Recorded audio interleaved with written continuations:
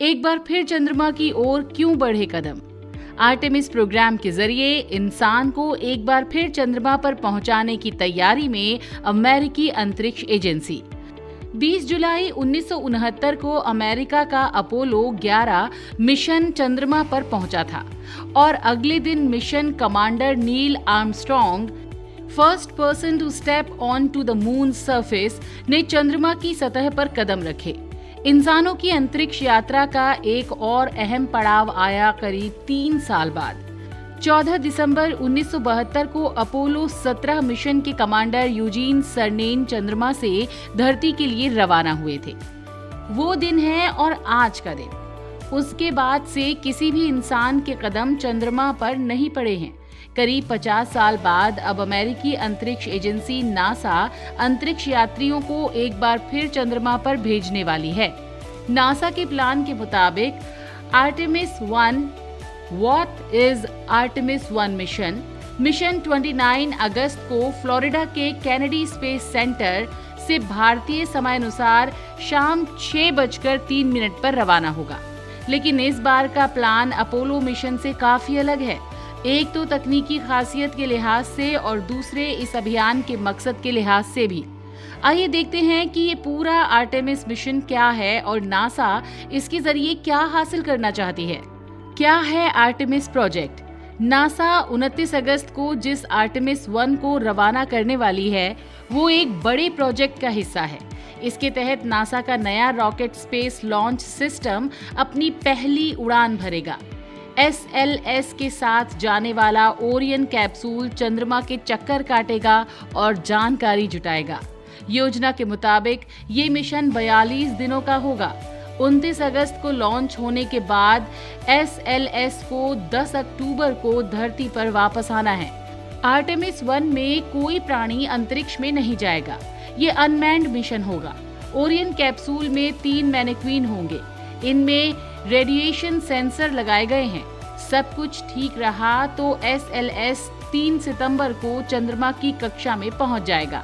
इस प्रोजेक्ट के तहत आगे चलकर आर्टेमिस 2 और आर्टेमिस 3 मिशन भी भेजे जाएंगे। आर्टेमिस 2 मिशन में क्या होगा? आर्टेमिस 2 अनमैन्ड मिशन नहीं होगा। इसे साल 2024 में रवाना करने की योजना है। इस मिशन में 4 अंतरिक्ष यात्री होंगे। आर्टेमिस 1 की तरह आर्टेमिस 2 भी चंद्रमा की सतह पर लैंड नहीं करेगा, लेकिन ये मिशन इंसानों को धरती से इतनी दूर ले जाने वाला है जितना पहले कभी कोई नहीं गया है। इंटरनेशनल स्पेस स्टेशन ISS के मुकाबले ये इंसानों को धरती से करीब 1000 गुना ज्यादा दूर ले जाएगा। ये मिशन करीब 10 दिनों का होगा। अंतरिक्ष यात्री चंद्रमा के चक्कर लगाएंगे और जरूरी जानकारी जुटाकर धरती पर लौट आएंगे। आर्टेमिस मिशन 3 में क्या खास होगा? आर्टेमिस 2 के बाद रवाना होने वाले आर्टेमिस 3 मिशन में भी अंतरिक्ष यात्री होंगे, लेकिन 1 और 2 के मुकाबले इसमें फर्क ये होगा कि इस मिशन में अंतरिक्ष यात्री चंद्रमा की सतह पर लैंड करेंगे। यानी ये 21वीं सदी में चंद्रमा के लिए पहला मानव मिशन होगा। इससे पहले आखिरी ह्यूमन मिशन 1972 में भेजा गया था। आर्टेमिस 3 मिशन में ओरियन कैप्सूल तो चंद्रमा के ऑर्बिट में ही रहेगा, लेकिन स्टारशिप के जरिए अंतरिक्ष यात्री चंद्रमा की सतह पर उतरेंगे। वे चंद्रमा के दक्षिणी ध्रुव पर लैंड करेंगे।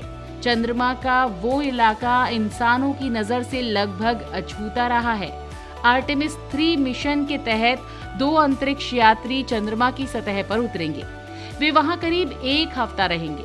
नासा के प्लान के मुताबिक आर्टेमिस 3 मिशन की एक खासियत ये भी होगी कि उसके अंतरिक्ष यात्रियों में कम से कम एक महिला और कम से कम एक अश्वेत व्यक्ति भी होंगे। आर्टेमिस 3 मिशन की एक और खासियत स्टारशिप स्पेसक्राफ्ट होगा। इसे इलॉन मस्क की SpaceX तैयार कर रही है। स्पेस लॉन्च सिस्टम की क्या खासियत है? अब आइए देखते हैं कि नासा के उस रॉकेट में क्या खास है जो आर्टेमिस प्रोग्राम का आधार है।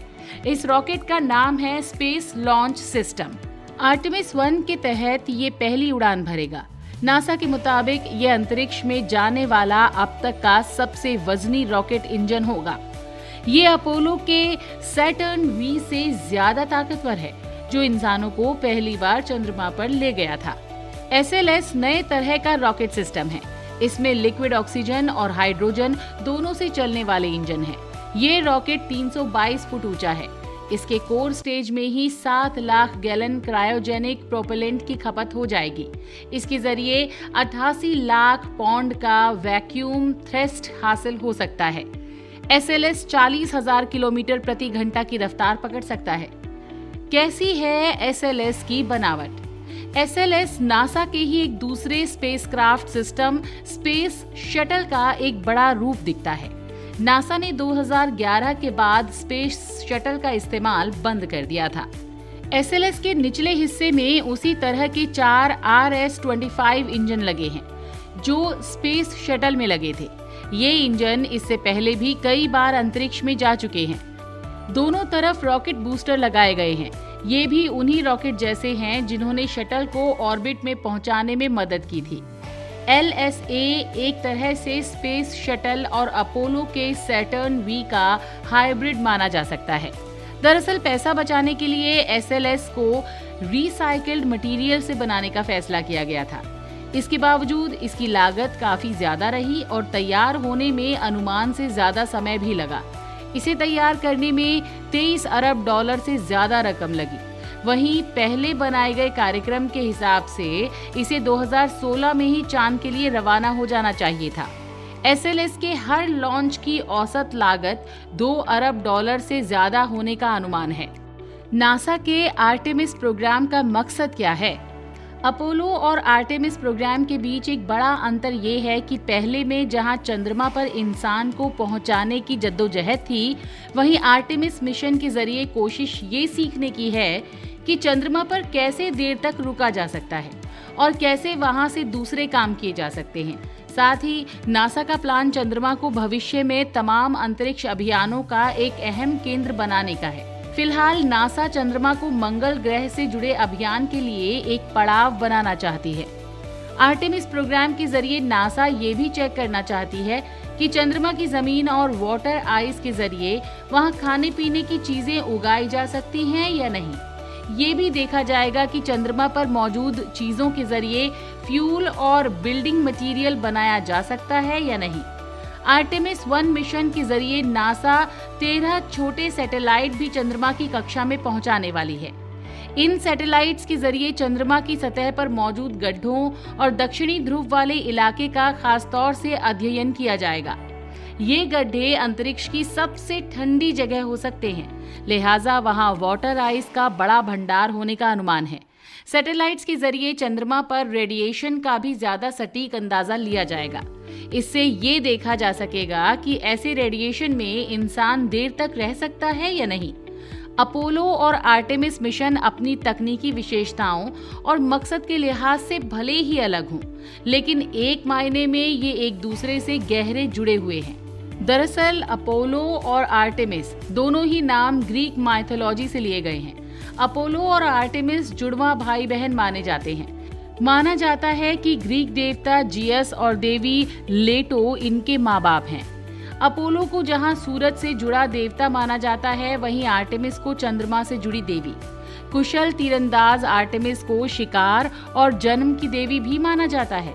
वक्त ही बताएगा कि नासा के आर्टेमिस प्रोग्राम का तीर अंतरिक्ष में कितनी दूर तक जाता है और कितना सटीक निशाना लगाता है।